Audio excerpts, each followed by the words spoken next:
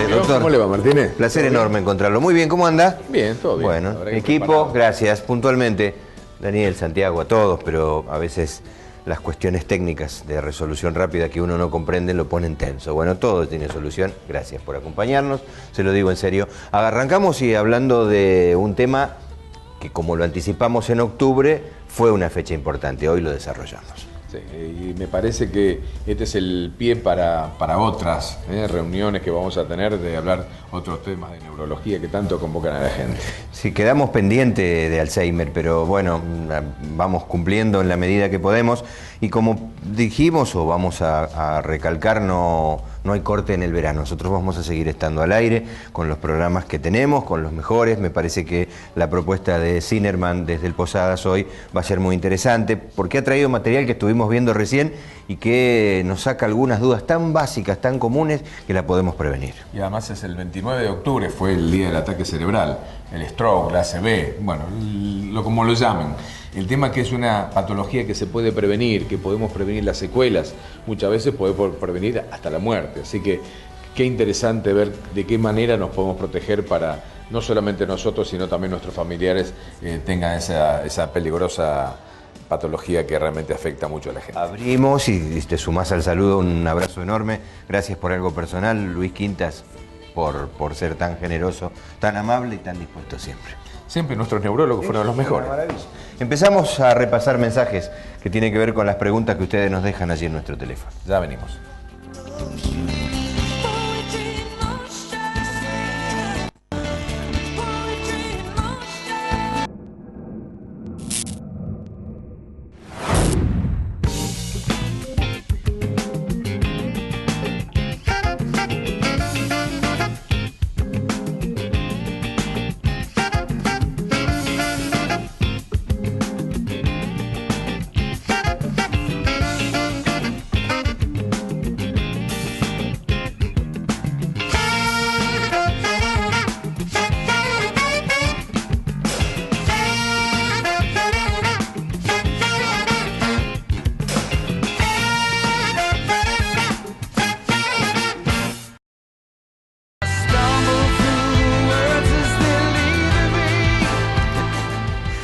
Son cosas muy antiguas, doctor. Se está acordando de marcas que se usaban en otro tiempo. Bueno, este no es el tiempo de hablar de marcas, es el tiempo de hablar de los mensajes de ustedes que tienen que ver con la tercer mirada. Algunos de los que podemos poner al aire, porque ya me han retado que no todos las veces que llamo no sale al aire, no se pueden. Por una cuestión de tiempo, privilegiamos siempre al invitado. Estará la gente del Posadas en un ratito a través de Zinerman, pero vamos a repasar algunos mensajes de la semana anterior. ¿Vamos? Y me imagino los que van a venir la semana que viene. Dale. Quería dejar un mensaje al doctor Lapremé, que soy paciente hace más de 20 años, que es un excelente profesional del Hospital Posada. Y él sabe que yo me llamo Miriam Sánchez Orellana y se va a acordar. Decirle que yo lo quiero muchísimo, porque es un gran eminencia de médica. Gracias, Yo en el lugar de la Plumé estaría re feliz, se lo avisamos, doctor. Una paciente de más de 20 años. Sí, además Héctor, una persona muy reconocida, fue presidente de la Sociedad Argentina de Infectología, o sea que está jubilado ahora, pero igualmente sigue concurriendo al Posada, donde está su hijo, así que hay una continuidad también familiar. Ya que estamos, quería ver, la verdad que hay gente que amigos y conocidos de empleados del hospital que me han dicho realmente que fue muy educativo el tema de que planteamos el ébola, así que la verdad que bueno, una satisfacción que el reconocimiento, porque pudimos llegar por lo menos a clarificar un tema que estaba un poquito en algunos había provocado una cierta inquietud o incluso pánico. Repetimos el programa del ébola porque nos parecía lo mismo desde la producción, y cuando él dice el hospital habla del Paro y 100, saludos también a la enorme cantidad de profesionales que hay desde allí y algunos que comparten también estos ratitos de tele. Vamos al otro, dale. Sí, buenas noches. Quería saber cuándo es la repetición del programa El Consultorio que dieron el lunes. Gracias. Bien, bueno, claro, tiene razón. Véalo en YouTube directamente. Repetimos los fines de semana, el domingo por la tarde, después de las 6 de la tarde. se le escapó y no lo pudo ver, en cualquier momento pone el consultorio TV, están todos los programas, lo busca el que usted requiera y ahí lo ve. ¿Está bien? Sí, además que interesante, porque estuvo muy bien la doctora con el tema de la protección solar y ahora justamente que empiezan el sol, que realmente está muy complicado. La doctora Lepore. Y saludamos a la doctora Calcaño también, que le han mandado saludos. Vamos al próximo. Te quería hacer una pregunta al doctor Nazi. ¿Qué opinión tiene sobre el ozono para el tratamiento de hernia de disco lumbar? Gracias. La verdad que es ponerlo al costado de los leones, porque él no sabe los mensajes, yo tampoco lo preparo, doctor. No, lo la verdad que no le voy a dar ningún tipo de consejo particular porque no tengo la experiencia suficiente. Uno reconoce las limitaciones con eso. Sí se lo vamos a preguntar obviamente a nuestros especialistas en el tema, como pueden ser los traumatólogos que vamos a citar en las próximas reuniones. Seguramente vamos a tener por lo menos alguna respuesta de alguien calificado para eso, ¿no? La verdad que no tengo la experiencia, ni tampoco tengo referencias ni positivas ni negativas, así que realmente no me puedo expedir en eso, pero realmente para ser serios con el tema le vamos a preguntar a los especialistas. El próximo. Quisiera saber cómo es posible que una obra social como IOMA, que recauda cientos de miles de millones de pesos de médicos, policías, judiciales, etcétera, no tiene un servicio de urgencia, no tiene una clínica donde atenderse en distintos lugares, como le obligaron durante la época militar a los metalúrgicos que abrieran clínicas en todos lados? Es una cosa incomprensible. Gracias.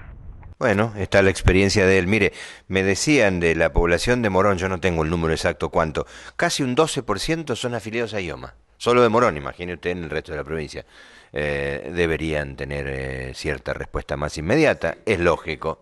El tema que, la verdad que yo soy afiliado también, obligatoriamente, porque todos los empleados públicos bonaerenses estamos obligados a aportar a la obra social. Aunque tengamos otra o querramos desviar esos aportes a alguna otra. No, mire. Es obligatorio, sí o sí lo tenemos que tener. Que eso es muchas veces una queja de parte de algunos afiliados, porque muchas veces no tienen la respuesta que requieren y tienen ese aporte obligatorio, porque el IOMA tiene algunas veces esas etapas cíclicas, ¿no? Donde algunas veces está muy bien, da muy buena cobertura, y hay otras veces que hay problemas en las farmacias, problemas en algunas clínicas que no quieren atender. Entonces, bueno, por esos altibajos es la queja de los afiliados. No tiene una clínica propia, pero sí tiene clínicas que atienden por IOMA, ¿no es cierto? O sea, acá en la zona tenemos algunas que sí, otras que no. La idea sería que universalizar, ¿no?, la atención, que todas las clínicas tengan la atención a IOMA. Uno más, el último, prometo que es el último que tiene que ver con el Posadas, a ver. Mira, yo tuve internada a mi mamá y a mi esposo en el hospital Posadas, y te puedo decir que ahí son los dos de PAMI, y te puedo decir que era una atención extraordinaria. Yo recomendaría a cualquiera que necesite que vaya allá al Posadas, que es la verdad, atienden muy bien, y los médicos no son médicos, son como si fueran de la familia, te hablan, te explican, se comunican, tratan de ayudarte en todo lo que pueden. Desde ya muchas gracias y agradezco a todo al Hospital Posadas. A usted, y lo queríamos poner porque como está el doctor Zinnerman, va a hablar de su equipo, puntualmente de neurología, y vamos a charlar de estas cuestiones, del accidente cerebrovascular, pero bueno, vamos a terminar casi como un homenaje conociendo al equipo que trabaja en el Posadas. Bueno, valía la pena este mensaje. Sí, nada más, como lo vamos a reiterar varias veces, a pesar de las condiciones edilicias, algunas veces vetustas en la parte de internación, no en los consultorios que son totalmente nuevos, bueno, eso se suple un poco con la atención que brindan no solamente los profesionales, sino también los no profesionales. Abrimos el programa, ¿le parece bien? Después de la pausa está el doctor Alberto Zinnerman charlando con nosotros, hora completa. Quédese, preste atención, Mauricio decía, vale la pena. Va a haber bastantes aristas que están comprometidas con el ACV, en las que podemos aprender algunas cuestiones. Ya venimos.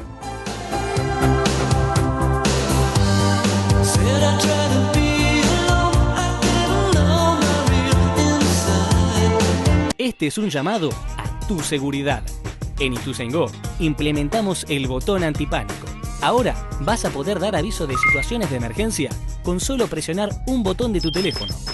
Para solicitar el servicio, que es totalmente gratuito, simplemente regístrate en www.miituzaingó.gov.ar y completa tus datos. ¿Cómo funciona? Al ingresar, vas a poder configurar un número de marcado rápido que funcionará como botón en pánico.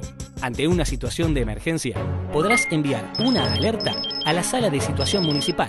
Allí, los operadores registrarán la señal con tu ubicación geográfica, tu número de teléfono, tu nombre y apellido. Inmediatamente se enviará un móvil municipal al domicilio solicitante para asistir al vecino. A su vez, el aviso se enviará a 5 contactos que vos elijas, informándoles de la situación y haciendo de este un servicio de cooperación ciudadana. Acordate, podés registrarte en www.miituzaingó.gov.ar. De esta manera, avanzamos en medidas para prevenir el delito y fomentar lazos solidarios de cara a un sistema integral de seguridad en red. Ituzaingó crece junto a vos. En Morón elegimos cómo seguir mejorando nuestro barrio. Del 10 al 30 de noviembre se podrán votar los proyectos del presupuesto participativo. Si vivís, trabajás o estudiás en Morón, acércate a las urnas habilitadas en las UGC y organizaciones comunitarias o en www.moron.gov.ar. Morón Municipio, Corazón del Oeste.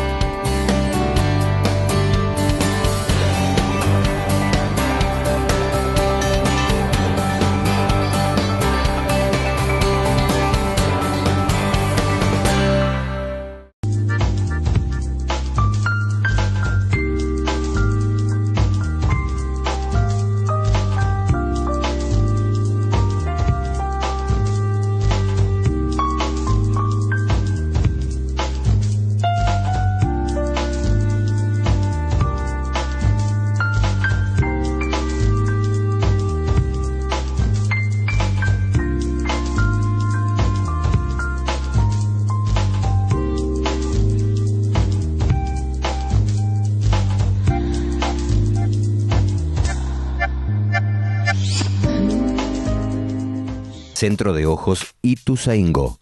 Aparatología de última generación para corregir los vicios de refracción como miopía, hipermetropía y astigmatismo. Tratamiento quirúrgico del glaucoma. El equipo de cirugía del centro está entrenado para que todo paciente experimente una cirugía rápida y sin dolor. Centro de Ojos Ituzaingó. Para ver la vida en toda su dimensión. Juncal 258, Ituzaingó. Desde la Caja de Previsión y Seguro Médico de la provincia de Buenos Aires, trabajamos por la protección del médico y su grupo familiar. Acérquese a su delegación, comuníquese a través de nuestros teléfonos o ingresando a nuestro sitio web. Construyamos juntos la familia médica.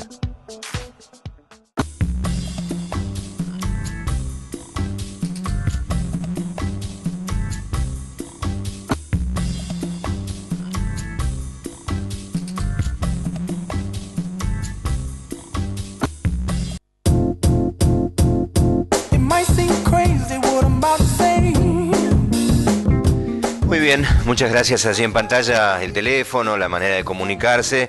En los mensajes que repasábamos en el bloque anterior preguntaban, nunca va directamente el teléfono del profesional, sí se lo podemos dar nosotros, hacemos de puente para el agradecimiento, que tiene doble agradecimiento esta vez porque entre tanta tarea, entre su consultorio particular en la zona de Castelar y la atención en el Posadas, ha hecho su horario, ha cumplido, vino, lo habíamos anunciado, se trata del doctor Zinnerman. ¿Qué tal? ¿Qué tal? ¿Cómo les va? Buenas tardes. Buenas noches. Muchas gracias. Perdón por la demora, invitarme. el atraso. Bueno, los programas de televisión son así. ¿Cómo anda todo? ¿Bien? Bien, muy bien. Con Bueno. proyectos en el hospital, pero bien, trabajando, que es lo que nos sirve a nosotros. Digamos. Nos satisface muchísimo, junto a Mauricio, el agradecimiento de la gente hacia el hospital.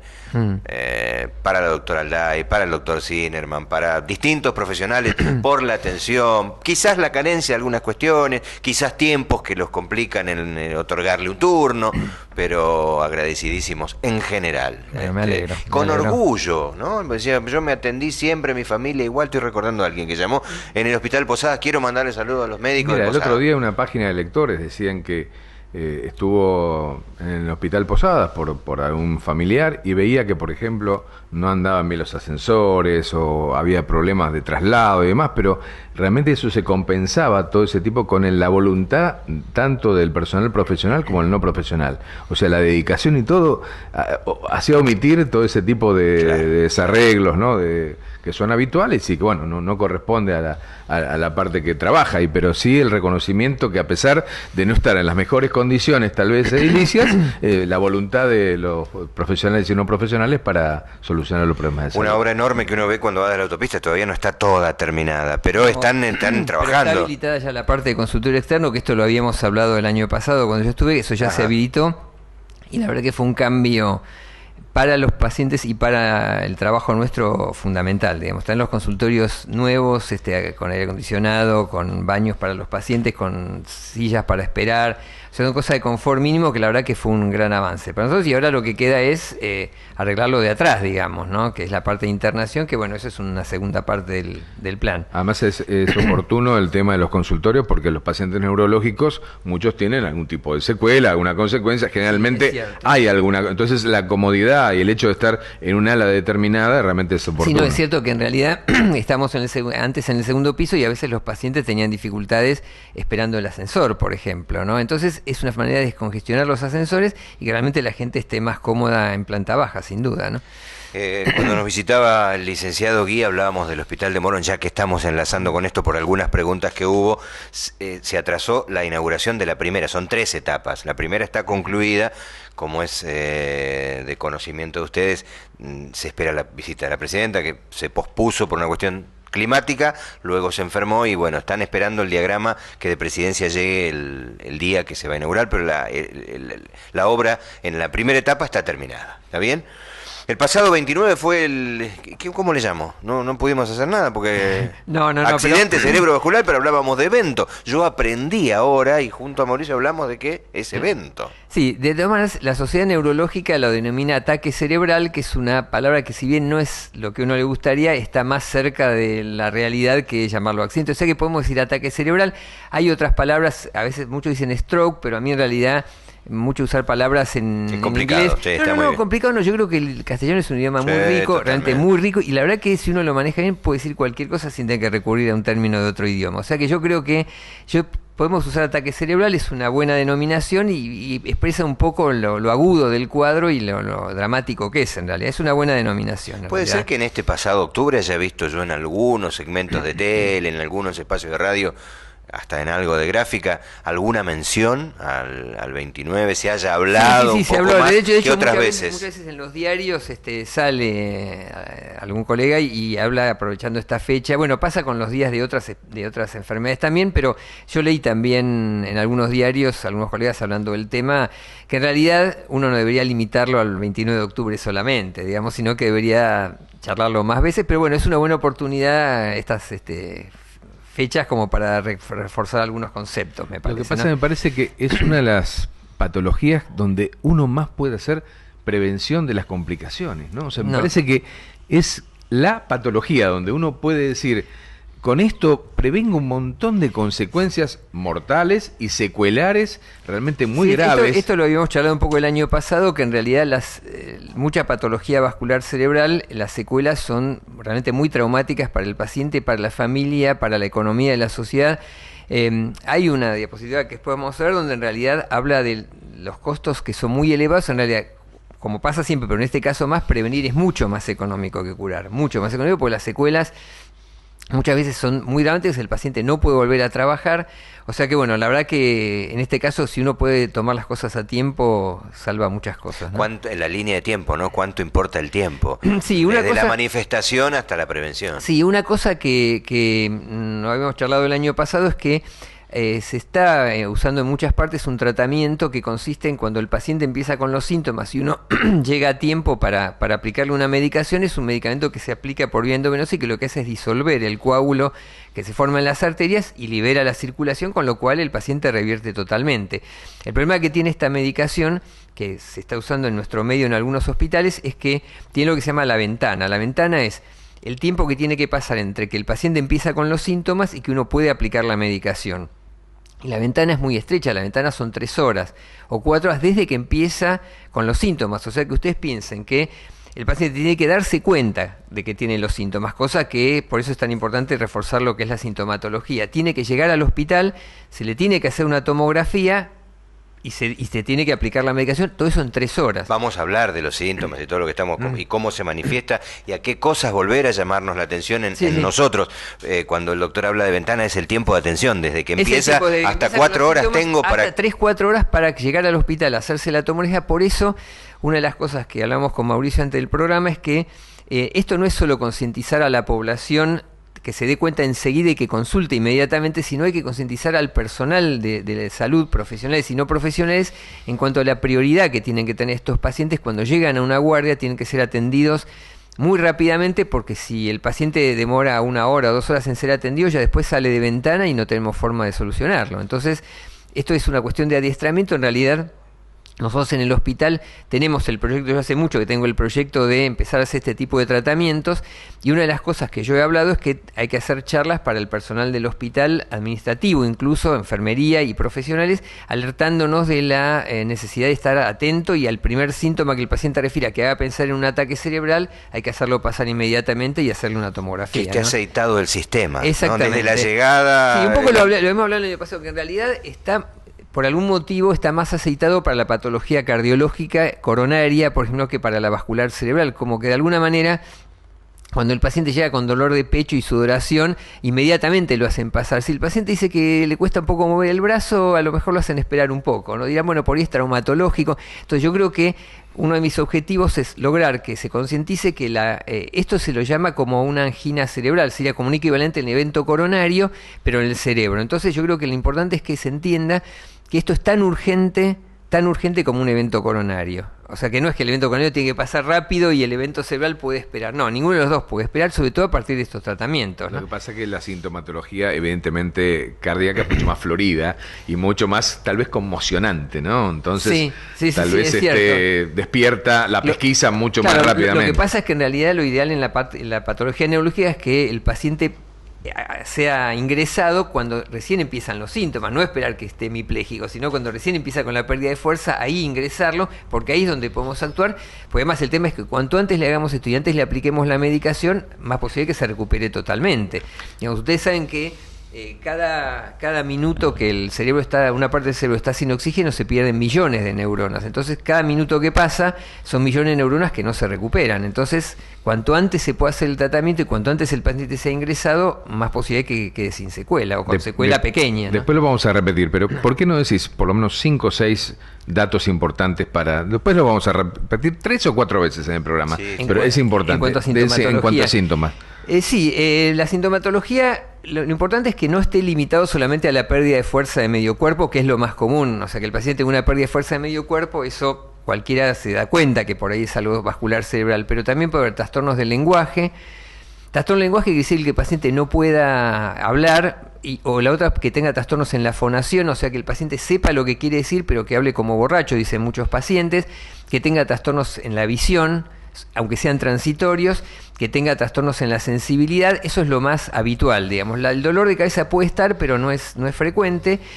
Y hay una cosa importante que yo creo que hay una diapositiva, pero lo voy a comentar igual, que es, nosotros sabemos que la hipertensión es un factor de riesgo vascular, o sea que la gente que tiene presión alta es más probable que tenga las arterias comprometidas y que haga un ataque cerebral, pero la hipertensión en el momento del ataque no es indispensable. O sea, el paciente puede tener un ataque cerebral con 120-80 de presión.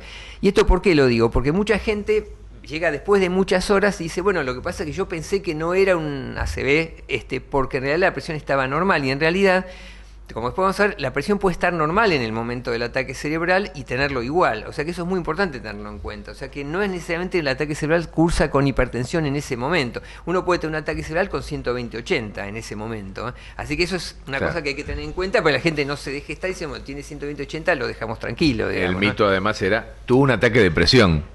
Sí, o un pico de presión. Un pico de presión. En realidad, esto lo comento, digamos, cuando el paciente tiene el ataque cerebral, la presión le sube después del ataque como una reacción del organismo de defensa. O sea, no es que le sube la presión y hace el ataque cerebral, es al revés, hace el ataque cerebral y después le sube la presión. Entonces, si uno le toma la presión en el momento en que está haciendo el ataque cerebral, por ahí le da 110-80. Y entonces, por ahí uno no se preocupa, se queda en su casa y no se me va a pasar, y no es así. Y una cosa importante que lo mencionamos el año pasado, pero lo vuelvo a comentar, es que aunque los síntomas pasen, igual hay que consultar. O sea, si el paciente tiene cualquiera de estos síntomas que yo mencioné y a los 10 minutos está bien, igual tiene que consultar, porque ahí es donde tenemos que actuar en realidad. Aunque en realidad se me ocurre que somos de saltearlo. Ya estoy bien, la visión ya está bien. Bueno, pero justamente una de las cosas es alertar sobre los síntomas y alertar sobre que la transitoriedad de los síntomas no es motivo para no consultar en el momento, digamos, ¿no? Pues yo digo, un dolor de pecho, aunque se le pase el minuto, si es fuerte, uno consulta igual, lógicamente, ¿no? Tiene la ductilidad de ser una gran persona, un muy buen profesional y lo cuenta muy bien. Entonces, volvemos a los temas, merece la pena. Quédese porque todo esto está ilustrado con un trabajo que hizo las tareas el doctor. Lo mostramos después de la pausa. En el consultorio estamos junto al doctor Sinerman. Ya venimos.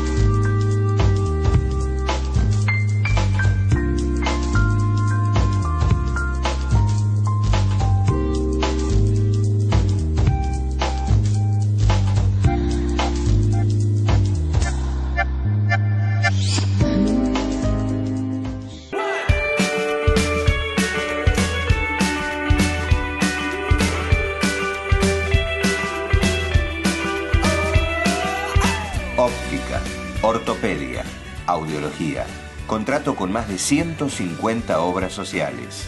Gafas Loy, 25 años brindando atención profesional y personalizada. Casa Central, Sufriategui 720 y sucursales. 46240132. Gafasloy.com.ar.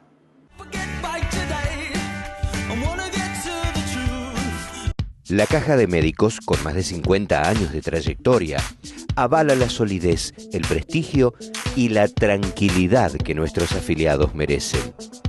Acérquese a su delegación. Comuníquese a través de nuestros teléfonos o ingresando a nuestro sitio web. Nos encargamos de proteger lo más valioso, su familia.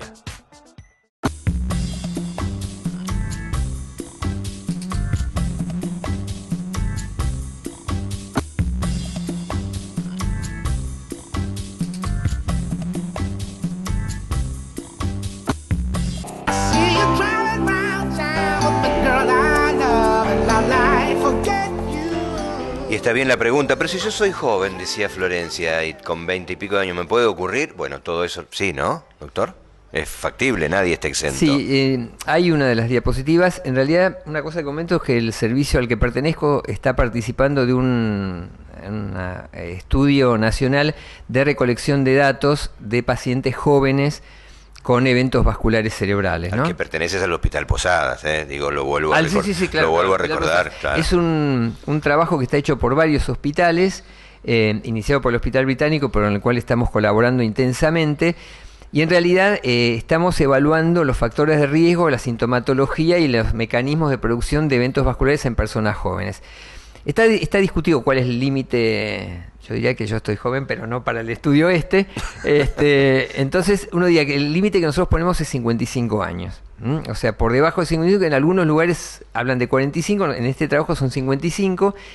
Y yo les puedo decir, nosotros hace un año y medio que estamos trabajando esto, hasta ahora incluimos unos 60 pacientes aproximadamente, jóvenes, y tenemos gente, un muchacho de 22 años, una chica de 24 que vi la semana pasada. O sea, el tema es que lo que pasa es que en la gente joven los factores que influyen y los mecanismos son un poco diferentes, pero en realidad puede ocurrir a cualquier edad. O sea, hemos visto gente, nosotros no hacemos pediatría, pero hemos visto gente de 18 años, 19, por lo tanto no es tan común. Cuanto más grande es la persona, más probable que ocurra, pero no lo excluye. Esto es importante, porque en realidad si estos síntomas los tiene una persona joven, por ser joven no quiere decir que no esté teniendo un evento cerebral, digamos. O sea que la edad disminuye el riesgo, pero no lo anula totalmente, ¿no? A ver, Santiago, empecemos a mostrar imágenes que trajo Alberto para bueno, esto lo hemos charlado un poco el año pasado, son las diferentes denominaciones. Ataque cerebral es una posibilidad, stroke es en inglés, que sería más o menos como ataque cerebral, y ya hablamos el año pasado extensamente de por qué nosotros consideramos que no es un accidente, y no lo voy a volver a decir, pero bueno, tengan en cuenta que no es un accidente porque puede prevenirse, ¿no? Bueno, para el doctor Luis Quintas, a quien saludamos desde acá también, que charlábamos, que había visto la charla, comparte lo de evento además, ¿eh? Así vamos generando socios en el proyecto. Esto va a tardar. Esto va a llevar un tiempo. Es como hablamos antes, como el uso de la bicicleta. Va a tardar, pero algún día va a llegar. El tema es la sigla. Claro, no, está bien. Hay que cambiar SB y listo. A ver, avancemos. ¿Está la próxima? Ahí. Bueno, esto habla de las secuelas, esto lo hemos charlado, que son secuelas que son muy traumáticas para el paciente y la familia. Lo habíamos comentado el año pasado, en realidad de los pacientes que tienen eventos vasculares, por lo menos un 25% nunca puede volver a trabajar. Esto, si se acuerdan, lo habíamos visto, o sea, una cuarta parte de los pacientes que sufren eventos cerebrales no puede volver a trabajar nunca en su vida. Y muchos no pueden volver a sus tareas habituales, pero en realidad un cuarto no puede volver a trabajar nunca, y se imagina para una persona de 50 años, 50 y pico años, la catástrofe familiar y económica que esto representa, ¿no? Es muy alto el porcentaje. Es muy alto, efectivamente. Es muy alto, y esto depende mucho también de la rehabilitación precoz. Cuanto antes empiece la rehabilitación, de hecho, en uno de los objetivos de la unidad de eventos vasculares, que se sabe que la creación de unidades, como la unidad coronaria para los coronarios, la creación de unidades de eventos vasculares mejora muchísimo el pronóstico. No solo porque se puede hacer este tratamiento que yo les comentaba antes para disolver el coágulo, sino porque la ventaja es que se trabaja con un grupo de gente que está dedicada al tema y donde la rehabilitación empieza en cuanto el paciente ingresa a la unidad. Yo creo que hay un concepto equivocado con la rehabilitación, que es que la rehabilitación empieza cuando el paciente se va de alta. No, no es así. O sea, la rehabilitación en los pacientes vasculares tiene que empezar cuando el paciente entra al hospital. El primer día tiene que empezar con la rehabilitación, porque eso disminuye la posibilidad de secuelas y hace que el paciente pueda retomar su vida normal lo más rápidamente posible. ¿Siempre deja síntomas?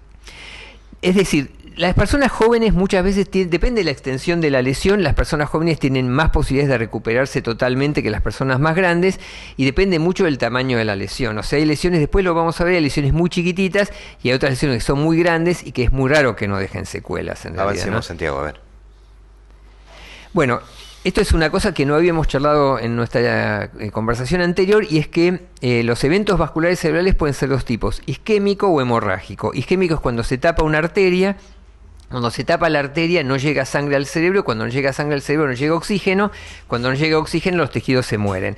Y la otra posibilidad es que sea una hemorragia, que es que se rompe una arteria dentro del cerebro y esa hemorragia hace que las neuronas de esa zona también desaparezcan.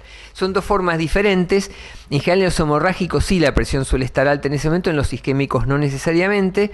Y en la diapositiva que sigue, si la pueden pasar, vemos que la isquemia es un infarto, es una arteria que se tapa, queda la zona sin circulación y las neuronas mueren, y la hemorragia es sangrado dentro del cerebro. ¿Y por qué se tapan las arterias en el caso del infarto cerebral? Porque son arterias que están comprometidas por placas de colesterol o por la hipertensión. Entonces sobre esa placa de colesterol se deposita un coágulo y la arteria se tapa. Si uno, como decíamos, puede llegar a tiempo y disolver el coágulo, la circulación se restablece y las neuronas vuelven a trabajar normalmente. Ambas son peligrosas, isquémicas. Ambas son peligrosas, y en realidad no es que una sea más peligrosa que la otra, porque puede haber infartos muy grandes y hemorragias más chicas. O sea, a uno le parecería, visto de afuera, que la hemorragia siempre es peor, pero no necesariamente es así, ¿no? Igualmente, dos cositas. Uno, que la sangre es realmente extravasada fuera del vaso sanguíneo, es muy agresiva hacia el cerebro. Sí, sin duda. Y que el tratamiento que vos estás, digamos, en la posibilidad de realizar es para los isquémicos. Para los isquémicos, por supuesto, porque es cuando se forma el coágulo. Si la arteria se rompe, uno no le daría esta medicación, porque lo que es aumentar el sangrado. Pero en realidad, los infartos, que es donde uno puede actuar, ahí es donde estaría indicada esta medicación, que la verdad que cuando da resultado es espectacular, sinceramente. En esa vasta trayectoria que tiene Doc, las manifestaciones en cualquier parte del día, digo, uno puede estar descansando, trabajando, haciendo deporte, o hay momentos en los que uno lo genera. Le explico una cosa, ¿qué es esto? Las hemorragias suelen ocurrir en general durante el día y es muy común en pacientes que dejan la medicación antihipertensiva. Ahí sí hace una crisis hipertensiva, o sea, son pacientes hipertensos, dejan la medicación porque andan bien. Yo lo había comentado, cuando el paciente tiene 120-80 dice, bueno, ya estoy bien, dejo la medicación. Por cuenta propia, ¿no? Claro, sí, no espero que el médico me lo diga. No, deja la medicación porque supuestamente está controlado y ese rebote que hace la presión arterial al dejar la medicación sube bruscamente y ahí se produce la hemorragia. Esa suele ser durante el día. Pero los infartos, muchos ocurren durante la noche. Y entonces el paciente se da cuenta cuando se levanta para ir a trabajar. El problema que tiene eso, en cuanto al tratamiento que yo dije inicialmente, es que ahí no se puede hacer, porque uno no sabe en qué momento de la noche le empezó. O sea, uno tiene que estar seguro para darle este tratamiento, para disolver el coágulo, de en qué momento empezó el síntoma. Si el paciente se despierta y el síntoma ya lo tiene, no lo podemos hacer, porque le puede haber empezado a las 5 de la mañana o a las 11 de la noche del día anterior.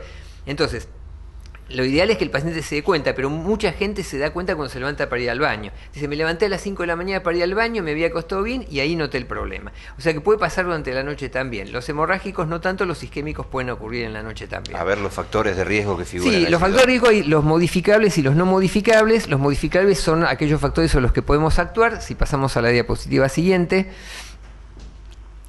Bueno, la hipertensión arterial, el cigarrillo, la diabetes, el colesterol alto, estos son los factores de riesgo que se comparten con los eventos coronarios. Pero yo subrayé 2 o 3 cosas, el tema de las drogas, porque vamos a dedicar un poquito más de tiempo a los eventos vasculares en gente joven, y los medicamentos. Hay no solo los anticonceptivos, que sabemos que aumentan el riesgo vascular, sino hay otros medicamentos que muchos incluso son de venta libre o automedicación. Por ejemplo, los descongestivos. Todos saben el tema de la pseudoefedrina, la efedrina y la pseudoefedrina son vasoconstrictores, o sea que cierran las arterias. También los antimigrañosos, los cercotaminos, no voy a decir marcas, pero digamos, ¿quién no le dolió la cabeza y tomó no importa el nombre? Bueno, esos medicamentos, los descongestivos y los antimigrañosos, son medicamentos que dificultan la circulación y en personas que por ahí ya tienen unas arterias medio comprometidas, pueden jorobarle un poquito más el cerebro. Entonces, este tipo de medicamentos yo en pacientes de más de 40, 45 años no lo indico jamás porque ya empieza a jugar los factores de riesgo vascular y la verdad que los descongestivos de venta libre muchos, los antimigrañosos y los anticonceptivos son 3 grupos de medicamentos que pueden favorecer estas cosas, ¿no? Pero y una cosa que quería comentar de esto es que el tema en este estudio que nosotros estamos haciendo de gente joven, yo les puedo asegurar que el porcentaje de sedentarismo, ustedes no me creerían si digo el porcentaje de sedentarismo en gente joven, no imagina que no. En gente joven. Yo esto lo comentamos con nuestros colegas que estamos trabajando en este estudio. En realidad uno dijo una cosa interesante, bueno, de los médicos que estamos acá, ¿cuántos hacemos actividad física varias veces por semana y cuántos? Y la verdad que el 90% no hacía nada. O sea que el sedentarismo, yo diría que es una epidemia en realidad, ¿no? Y de los factores de riesgo, por ahí la gente no fuma, pero la gente que hace actividad física regularmente por encima de los 30 años es muy bajo. Así que eso es una cosa que hay que tener en cuenta también, ¿no? Pero me vas a preguntar algo. Sí, un dato importante tal vez se me ocurre para los que sufren esas frecuentes migrañas o jaquecas, que son abusadores de los antimigrañosos, ¿no? O sea, tal vez no solo eso, ir al neurólogo, usar algún preventivo de la migraña y no solo abusar. Eso, existe la migraña por antimigrañosos. Claro.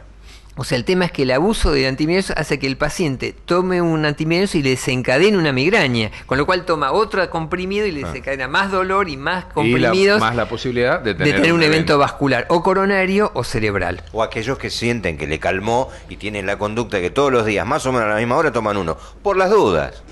Sí, hay colegas también que hacen abuso de antimigrañosos también, ¿no? Así Habló que, de colesterol. Si alguien está diciendo está bien, 200 no.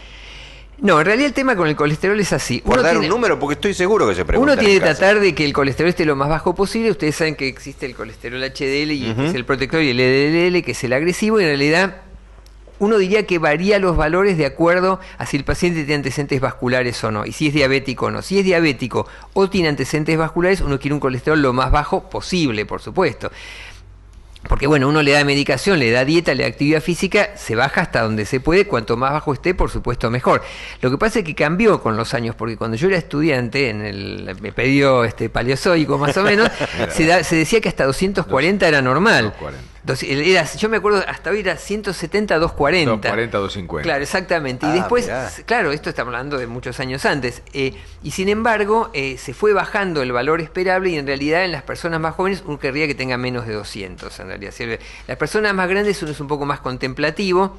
Los cardiólogos son un poquito más estrictos que nosotros, pero digamos una persona de 70 años uno diría que puede tener 220, ahora una persona joven uno quiere que tenga menos de 200. Prometemos no interrumpirlo, una pausa. En el último bloque tenemos que entregar todo porque tenemos una foto del equipo al que queremos mostrar acá. Quédese con nosotros, aprendemos un montón. Ya venimos.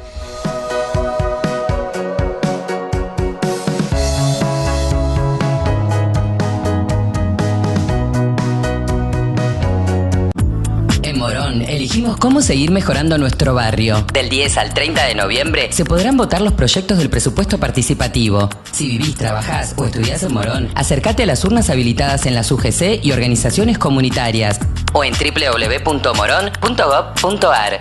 Morón Municipio, Corazón del Oeste. Desde la Caja de Médicos trabajamos por la protección del médico y su grupo familiar, ofreciendo una amplia cobertura de beneficios. Acérquese a la Caja. Construyamos juntos la familia médica.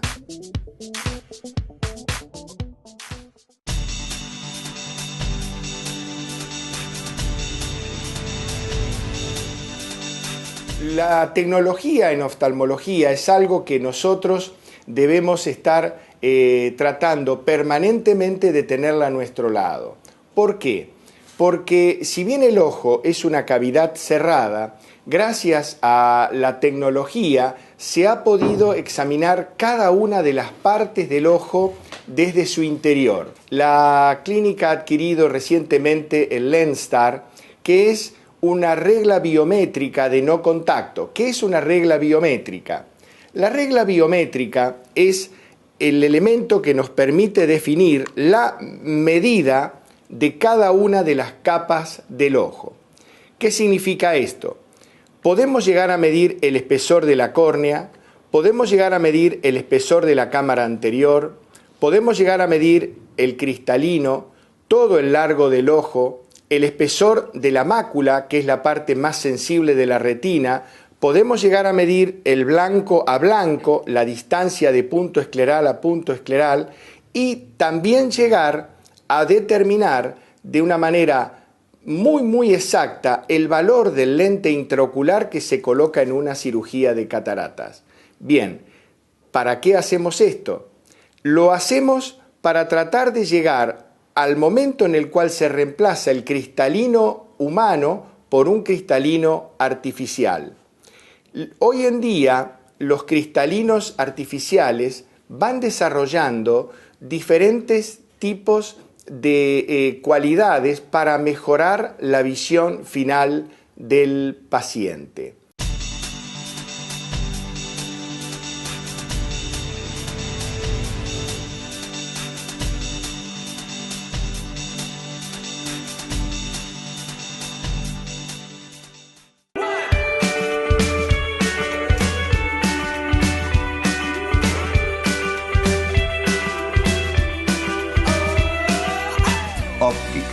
Ortopedia, audiología, contrato con más de 150 obras sociales. Gafas Loy, 25 años brindando atención profesional y personalizada. Casa Central, Sufriategui 720 y sucursales. 46240132. Gafasloy.com.ar.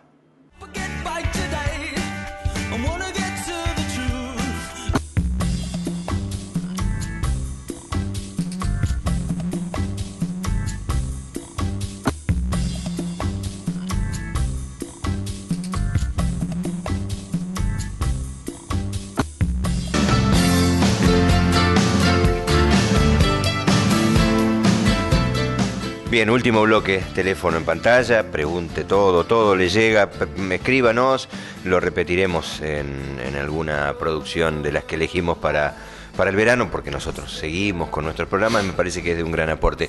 Volvamos, Santiago, si te parece, habíamos dejado en los factores de riesgo, creo que los habíamos descrito a todos. Pasemos un poquito más. Avancemos la próxima. ¿Otra más? ¿Una más? Bueno, esto ya lo habíamos dicho, que la presión arterial puede ser normal durante el evento vascular y no hay que quedarse tranquilos por eso. Sigamos, esto ya lo hemos desarrollado.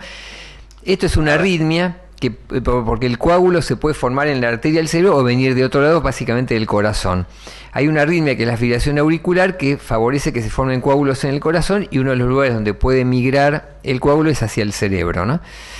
Por eso es importante tratarla, y a estos pacientes hay que anticoagularlos. Sigamos, por favor. Esto lo habíamos hablado. Hay que considerar factores de riesgo no habituales, o sea, por supuesto es muy raro que un paciente joven tenga depósitos de colesterol en las arterias, y uno considera enfermedades no habituales, algunas son hereditarias, y una causa bastante común en los jóvenes es lo que se llaman disecciones arteriales, que son la pared de la arteria se rompe la pared y corre sangre por dentro de la pared de la arteria, y eso forma un coágulo dentro de la arteria, y muchas veces son traumáticas las disecciones. Por ejemplo, el girar bruscamente la cabeza es uno de los mecanismos que uno puede tener una disección arterial, ¿no? O sea que cuando uno tiene una persona joven, por eso estamos en este estudio nosotros, que es tratar de evaluar factores no comunes, enfermedades no comunes. Hay enfermedades inmunológicas por anticuerpos que también son causa de problemas cerebrales en jóvenes. Pero de todas maneras, lo que uno está viendo con los años es que cada vez hay más gente joven que tiene los factores de riesgo tradicionales. Por ahí gente de 40 años que tiene un infarto cerebral y uno le busca y no le encuentra nada salvo los factores colesterol, hipertensión. O sea que aparentemente los factores de riesgo cada vez están actuando en gente más joven, ¿no? ¿Viste en los jóvenes algún caso de, por ejemplo, tracciones esqueléticas por masoterapia, por kinesio que han provocado tal vez? Yo he visto justamente, me acuerdo una señora que tuvimos internada por un tratamiento con masajes cervicales por una persona no idónea, hizo una disección arterial y quedó con una secuela vascular, ¿no? O sea que es otra de las causas dentro de lo traumático, ¿no? Después mencionamos el tema de las drogas. La cocaína es una causa bastante frecuente de eventos cerebrales porque es vasoconstrictor, cierra las arterias y puede producir infartos cerebrales, y por supuesto esto es más frecuente en la gente joven, ¿no? Sigamos, por favor. Bueno, en esto me quería detener como último tema, me parece relevante, que son lo que se llaman infartos silentes, que está en el último punto. ¿A qué llamamos infartos silentes? Son pequeños infartitos. Si ustedes ven la resonancia que se ve en pantalla, van a ver dos puntitos blancos que están a los costados, uno a la derecha y uno a la izquierda. Esos son pequeños infartos cerebrales. ¿Esto por qué se produce? Cuando la hipertensión no está bien controlada, las arterias se van endureciendo, las arterias chiquitas del cerebro. Esas arterias se van endureciendo y en un momento se tapan, pero son tan chiquitas que puede ser que la persona no se dé cuenta. No hay manifestación. No hay manifestación, según en la zona del cerebro donde caiga, pero si es lo que se llama una zona muda, no va a dar nada. Por ejemplo, este paciente cuya resonancia está en pantalla no tenía ninguna manifestación, pero ¿qué pasa? El paciente tiene un infartito cerebral y no pasa nada, tiene el segundo infarto pequeño, tiene el tercero, el cuarto, no se da cuenta, tiene el quinto, el sexto, no se controla la presión porque él está perfecto, hasta que llega, pongamos un ejemplo al azar, al número 21, y ahí pasa lo que viene ahora, que es la demencia vascular.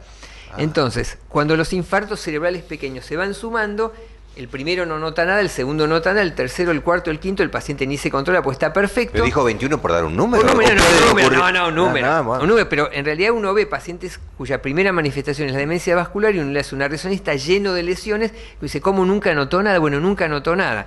Por eso es importante controlar los factores de riesgo aunque uno no tenga ningún síntoma. Y en realidad el problema que tiene esta demencia vascular en relación al Alzheimer, que lo habíamos charlado, es que esta se puede prevenir, el Alzheimer no, y esta sí. O sea, la verdad que es un pecado, por decirlo así, que una persona termine con una demencia vascular porque no se controló la presión. Entonces, estos infartos silentes se van sumando, y la persona que estaba bien, en 10 días se pone demente, cosa que no es lo del Alzheimer, que es mucho más lento. Y uno dice, pero hace 10 días estaba perfecto, trabajaba. Entonces, bueno, hice el infarto que rebasó el vaso, y ese infarto que rebasó el vaso hizo que se pusiera demente en 10 días, por ejemplo. Y esta se puede prevenir, por eso es importante que aunque uno no tenga síntomas, la presión se la controle de todos modos, ¿no? Voy expuesto en alguna de las diapositivas. ¿Es importante el antecedente heredofamiliar? Sí, en cuanto a los... Digamos, es un antecedente que es relativo. Digamos, como pasa con el Alzheimer, con el Parkinson y con otras enfermedades neurológicas, aumenta ligeramente la chance, digamos, salvo que uno tenga una enfermedad determinada. Hay enfermedades cuyo nombre no voy a mencionar, que tienen eventos vasculares y que esas sí son hereditarias, pero son muy raras. Lo que sería es la tendencia. O sea, la persona que tiene un padre y una madre con Alzheimer tiene un poquito más de posibilidad de tener que una persona que no, pero tampoco es el 100%. Por ahí uno diría que tiene un 5% o 3%. Y esto es lo mismo, es un antecedente importante. Pero la verdad que me parece que uno no quiere focalizar mucho eso, porque lo que quiere es que la gente se controle los factores de riesgo. Si uno tiene el antecedente, se tiene que cuidar más. Pasa con el cáncer de colon también. Es como que un antecedente que uno se cuida más, pero en realidad, si no tiene antecedente, no, pues uno se va a quedar tranquilo yendo por la vida sin cuidarse, digamos. Me parece que eso hay que tener en cuenta, que lo principal es lo que uno puede hacer con su cuerpo, ¿no? Después, los factores hereditarios no los dejaría tan en primer plano. Igualmente, ¿no? Cambiar el eje. El que tuvo antecedentes se tiene que cuidar mucho más que el otro, o sea, pero el que no los tuvo también se tiene que cuidar, ¿no? Nos queda... Bueno, esto es lo habíamos hablado, son los síntomas que habíamos hablado. Pero repasémoslo, porque nos contó, está bien, fue en otro blog, están escritos, está bien. Entonces, sirve. Los síntomas básicamente son de 5 clases. Puede ser disminución de fuerza en una parte del cuerpo, de la sensibilidad. En general, cuando es la sensibilidad es más difícil de notar. Puede haber pérdida de fuerza de medio cuerpo, puede haber problemas para hablar, entender. Que yo fuerza, no puedo tomar un vaso, doctor. Exactamente. Por ejemplo, eso depende es del grado, pero sí, disminución de fuerza, que el paciente le cuesta, por ahí empieza con el brazo, que no puede agarrar algo, se le caen las cosas de la mano y después no puede caminar, o le cuesta caminar.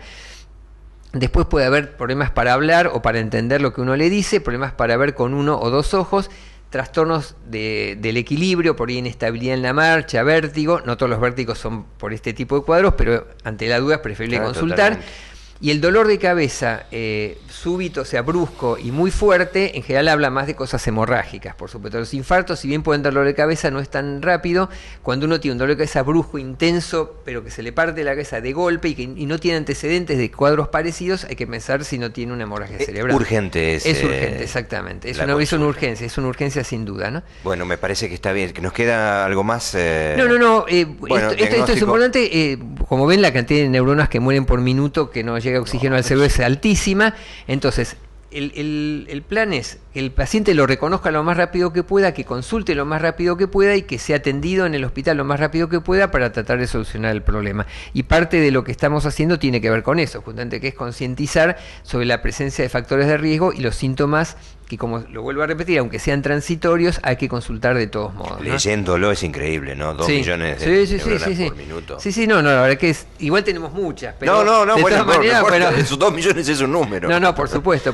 Entonces, esto es lo que hemos hablado. En realidad hay una frase que es: el tiempo es cerebro en estos casos, y cuanto antes el paciente consulte y antes uno puede aplicarle el tratamiento, es más probable que se pueda mejorar sin demasiadas secuelas, ¿no? ¿Avanzamos? Bueno, dejémoslo ahí, centrala bien. Nómbrelo. Tenemos un par de minutos, vamos a dedicarlo. Este es el equipo que acompaña a Zinerman en el Posadas. Es un reconocimiento de mi parte a los profesionales y no profesionales que me acompañan todos los días poniéndole el hombro, como muchas veces hablamos con Mauricio, al hospital público.